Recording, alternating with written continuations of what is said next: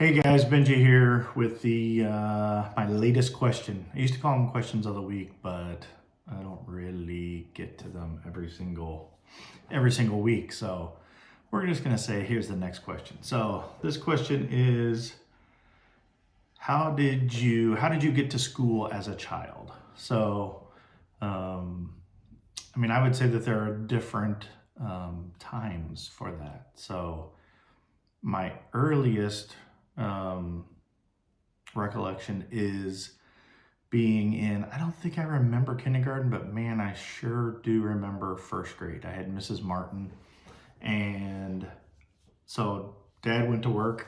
I think he would have been, yeah, not I think, he would have been working at Belger Cartage Service, so a trucking or transportation company.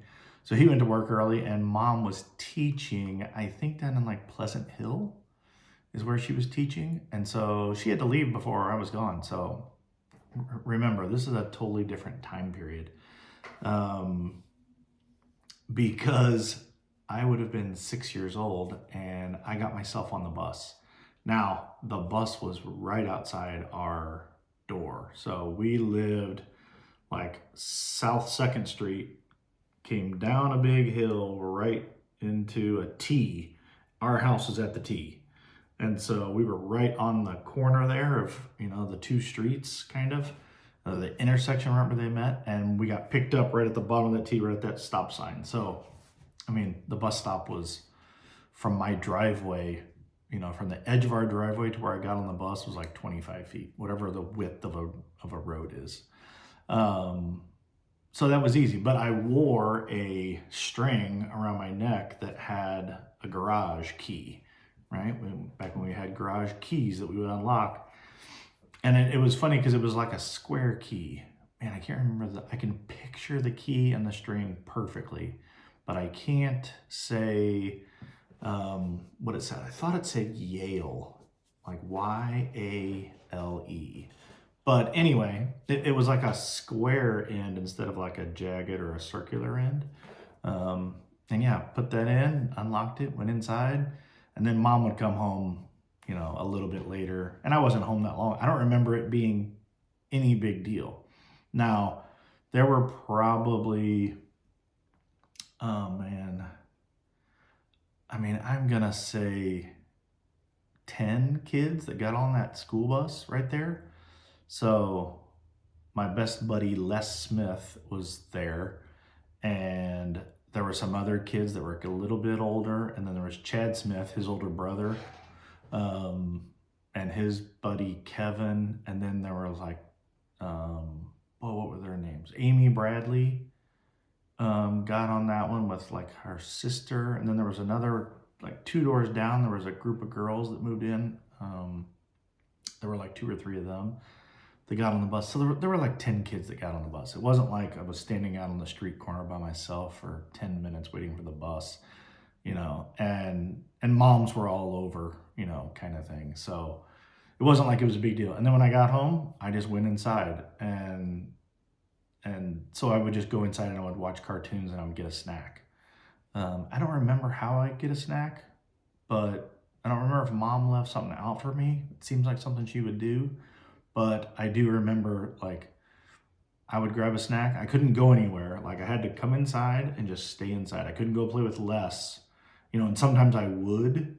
But because I don't know if his mom didn't work or what happened, but sometimes he'd come down and he'd want me to, like, hey, let's just play catch in the backyard. And I would do it, and I'd get in trouble. Like, you can't have anybody in here when we're not here. We can't do, this.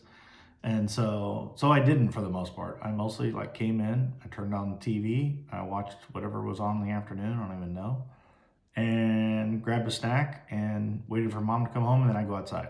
Like, what? Right when she came home, I'd just be like, see ya. And so I go out and ride bikes and play catch and do all that. So that was how I did that early on. Now, then we went to Heatherwood. So when I was in 4th grade, I had Mrs. Steen, and then Mrs. Jeter, and then Mrs. Clark, 4th, 5th, and 6th. On that one, it's the same thing. It's actually the same kind of thing. Like the cul-de-sac came right down into our house, into our yard, like straight from the Word's house down to our house was a straight shot. And the bus stop was right there in front. So same thing. Bus stop was 20 feet away. And it, we actually went out to the bus stop early. So I was older, right? I was fourth grade. Josh was first grade, Ryan Word. But Jason Word was there, Christian and Vance. Steve McCartan would sometimes come up. We had another guy, Brandon. Yeah, somewhere he lived. He would come. He was at the bus stop. Oh, Mark and Scott Wasson. I mean, there was a bunch of kids. Probably at some point, Nicole Bavinet, Vance's little sister, was there. So again, same thing. I mean, we're playing football, because you could just play football right up until the bus came. And then when the bus came, one of the older kids, or when I was the older kid, one of us older kids would take the football and just chuck it in my yard, right? Nobody was going to steal it. Nobody took it. Everybody was at school. So, yeah, you just do that. Or you play basketball up in the circle and you'd run down and catch the bus, and bus driver would yell at us because she'd have to wait, 5 seconds or 10 seconds for us to come down we were 3 houses up playing basketball. So, but yeah, so that's how I got to school. Now, earlier than, so it must have been somewhere in between. Oh, I think it was because that first grade, when I would catch the bus out in front of the house, that was Mrs. Martin. My second grade year was Mrs. Manuel, and that was at Daniel Young, which is a brand new elementary, and we got kind of broken off, and we ended up going to Daniel Young. When I did that, we went to a babysitter's house. We went to, what was her name? Combs. Sue Combs? Yeah, Sue Combs' house. She lived like 1 block away from the house, and she had lots of kids over. There were like, oh man, I don't remember. It seemed like a lot. Like I want to say 10, but maybe it was only 4. I know she probably had her kids, probably had us kids. There were some other people, and she would walk us over. I only remember doing that. I mean, it could have been for 2 years. I remember like Nathan Reese was there. His older sister was there. Josh and I. Yeah, it must have been Josh Combs. Yeah, I'm sure. His mom. She ended up dying, I think, early. She ended up dying pretty young from cancer. So that was sad for Josh because we played softball with Josh Combs as adults. So, but yeah, I forgot that we did that. We would go over there, and then my mom would drop us off when she would go to teach, before she'd go teach. And then we would walk to school, walk back. And that was how you did it. So yeah, first grade. So it must have been like kindergarten, first grade. I caught the bus myself because we were going to Cordell Mason. I had Mrs. Randall and Mrs. Martin. And then I caught it in front of the house. Second and third grade, went to Sue Combs' house. She did it. And we walked over from there. We didn't take the bus because she literally lived, like her backyard, I think, backed up to the school. It was super close. And then 4th grade, 5th grade, 6th grade, we took the bus. I mean, 7th grade, 8th grade, 9th grade, took the bus, right? You caught it, but you were old at that point. It wasn't that big a deal. The bigger deal for that wasn't safety or how'd you get there. You're like, yeah, I took the bus. Everybody takes the bus. It was more, could I get up in time to catch the bus? So luckily, our neighborhood in Heatherwood, there was one way in and one way out. And we were the second house in the neighborhood. So a lot of times I would hear the bus go by and be like, wake up in a panic, like, oh crap. Well, I knew that there were like 5 stops or 4 stops. So you're like, I got 8 minutes. So I would get up, hop out of bed, brush teeth, like put some water on your hair and put on some clothes and get ready and get back out there. And then the bus driver, she never yelled at me, but a lot of times I would hop out and even when she came back by, it was my side of the street. So it was just, I would get picked up in front of my house in my yard. She never yelled at me, never does anything, but yeah, so that was kind of nice that you had 2 chances to catch the bus, especially as you got to be a teenager, it was getting harder and harder to wake up. But yeah, so that was kind of fun. So yeah, first grade, early times being catch it on your own, then went to Sue Combs and walked to school, then caught it out front, and then junior high through ninth grade, because we had a seventh grade building that we went to, Hall McCarter, and then we went to eighth and ninth were together. And then the high school was actually just 10th, 11th, and 12th. And so then once you went to 10th, I rode the bus sometimes, but my buddy Phil Colson, he had a car and he drove early. I think he either got his license like in late fall or sometime in there. So he was the only one driving that I knew of, and he would take me sometimes.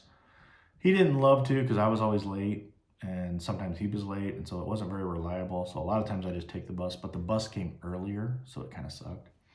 I also did in like 8th or ninth grade. I went with Jason Word, and I must have been in 8th grade because Jason would have been in ninth grade. So Jim Word would also take us to school.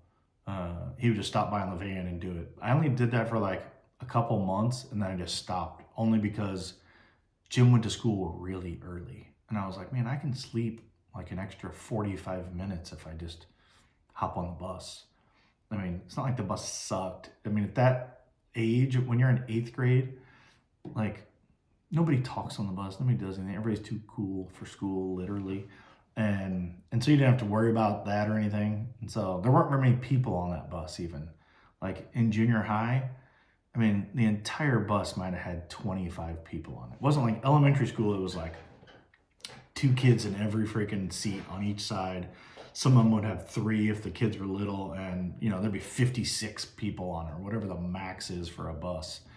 But yeah, I mean, especially coming home, right? Like when I wasn't in basketball season, basketball you just stay late for practice, but after basketball was over or before basketball, like going home on the bus from junior high, there's nobody on the bus. Like there were some days where there were 6 of us, and so it wasn't like there was a bus route they went on. They were just like, hey, who's here on the bus?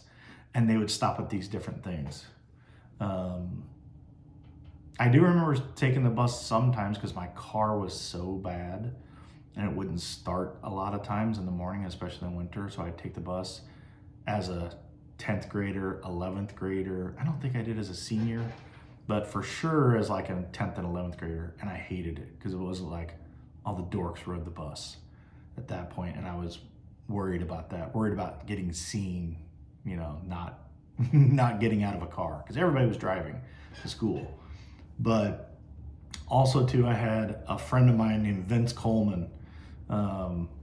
They were, I mean, we didn't have very many black people in Blue Springs. Like, I mean, there just weren't very many. But I knew Vince and the Colemans for my entire life. His brother Hyphen was like incredible freaking athlete at every sport. He was so good. He's a big dude, but man, he was fat. Man, he was incredible. So anyway, I knew them. I think they had like 10 kids. I don't know what his dad did, but they had like 2 vans when we were younger. He lived over in Weatherstone. They lived in the nicer part than we lived. We lived in Heatherwood, which was kind of a step down, and Weatherstone was the nice part. But I knew Vince from just forever. He went to James Lewis with me, and all the way through. He played basketball. He wasn't a great basketball player by any means. Didn't make the team or anything, but just knew him and knew Hyphen, as well. But Vince, they had these 2 like conversion vans that their family would drive in. Well, by the time he's 10th grade, 11th grade, those conversion vans are old, and that was the car he drove. And so I would always ask him, because we had choir together in 7th hour, and I would ask Vince like, hey man, you going home today? Because sometimes you're like, nah, I gotta go to work, or no, I'm staying after, I gotta meet this teacher, or, I don't know what he was into actually. Was he in yearbook club or was he in something? I don't know. But a lot of times he's like, hey man, I'm not going home today. But if he was going home, he'd be like, hey man, can you take me? And he'd be like, no problem. Because, I mean, he would just pull right into Heatherwood, I was 2 houses in, drop me off, and he'd go down, an eighth of a mile and turned left, and his house was like, he's probably like the fifth or sixth house into Weatherstone. And so it wasn't a big deal for him to take me home, is the main thing. And so he was super nice to be able to do that. And then I felt better by not like getting in a bus. Hilarious that you think that. And then now what am I doing? I'm trying to retire and go spend a lot of time in Europe so that I don't have to have a car and so that I can take a bus or a train, because that's what I think the cool people do is like, oh, what losers have cars? You need to be on public transportation. But as a kid, you're like, oh, public transportation, that's what the poor kids do because they don't have cars. So funny how life comes full circle. But so yeah, I think that's all the ways that I got to school as a child. I mean, even here, I'll take it to the next level. As we went on into college, you know, I didn't take a car to college. For one, I was in the fraternity the first year, so you didn't have a parking space. I think I took a car down for like a month. You parked it at the football field. So if you wanted to go get it, I mean, it was a walk. And our house was actually close to it. Like for normal people, I'm like, they must have had a 25-minute walk to go get their car. I mean, you could just walk to Taco Bell or walk to Subway faster than walking to get your car to go get it. But it was, and you didn't need it in the house and you didn't need it in the dorm, because the only reason you really wanted a car really is if you wanted, you know, if you were off campus and you had to get to class, and you're off campus and you need to go get groceries, you know, something to eat or something. But when you're on campus, you can just like walk to Student Union, there was a place called Hit Street, you know, you get Subway, but you could even just walk to Taco Bell was just not very far from our house. I mean, I'm gonna say 1, 2, 3 or 4 blocks maybe. You could walk down there and get something to eat. You could walk to Shakespeare's. You could just go get stuff. You didn't need it. So I brought it back one time, probably at Thanksgiving or Halloween or some break, and I never took it back down again. Not until no, I never did. I never took it back. Even when I came back and was off campus, I had 2 roommates and they would just take me to class, which sucked because like Dave Hovis was one of my roommates, and Tim Suter and Pat something was one of my roommates, because Tim was there for a semester and then he left and Pat moved in.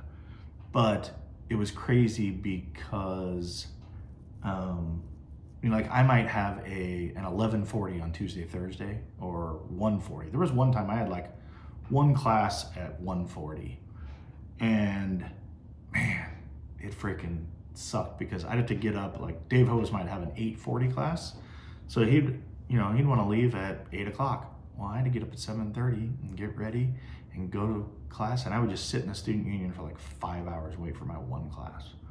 So it actually sucked, but it was also fine because everybody knew, like of my friends, they knew like, hey, Benji is in the Student Union. He'll have one of the booths, because if you got there at 8, you got your own booth. And I would just have friends kind of come and go because they knew that they could find a place to sit, you know, because a lot of times in the Student Union, it's hard to find a place to sit. And so it ended up being kind of a cool thing because people were like, hey, anybody sitting here right now? I'm like, no, man. And I would see the same guys because they'd be like, oh, I got an 8:40 and a 10:40. So for an hour, I would have, Colin would come sit with me. And then somebody from the fraternity would come sit with me. And Jeremy Nyquist would come see me because he had this. And then people would just see you and they'd always kind of look for you because you were there every Tuesday and Thursday for an entire semester. So it kind of worked out. You had this like sitting around. Otherwise, I'd have just slept in and stayed in my apartment, went to my one class at 1:40 and came back home and probably didn't see anybody. So it actually kind of worked out, but it also kind of sucked. So because you had to get a ride everywhere you went. Luckily Dave Hovis had like a brand new car, well, not brand new, but their parents bought them little Ford Escorts, bought Kevin one when he turned 16 or 18 or sometime. And then also bought one for Dave when he turned. And so he had a nice, reliable car. I mean, it wasn't nice. It was a cheap car, but it was new. So it was nice. Oh, and then I also had Beard. Yeah. Yeah, Beard would have taken me to a lot of stuff. I forgot about that. But he wouldn't come get me. I mean, he would take me home, but he didn't like to because, I mean, it was like 10 minutes away from campus. So it was a decent drive. Now, he would do it if he had to. But I mostly would just have to wait for Tim or Pat or Dave. And when they were going, I would just have to catch them. So it just sucked being reliant on so many other people. But it wasn't the end of the world. Got through it. I didn't think much about it, really. I remember thinking when Pat moved in, when Tim moved out at semester, I was like, man, Dave's got like a newish car, you know, a Ford Escort. It wasn't nice, but man, gets to go anywhere he wants all the time. And then Pat moved. Tim had a car too. Tim was super nice. He would do anything.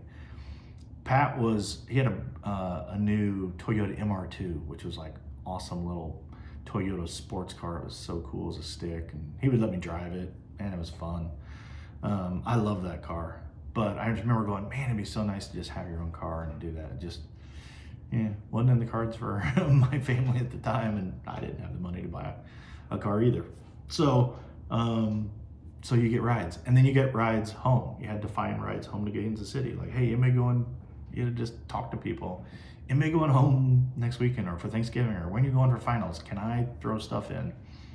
And then at semester or at the end of the year, yeah, Dad would have to come down and bring like a little U-Haul and bring home my bed and a couch and a table and my clothes. And so that's what you did. So that is my full life on how to get to school. But then I transferred after 3 years at Mizzou and went to Central Missouri State, which is now called University of Central Missouri.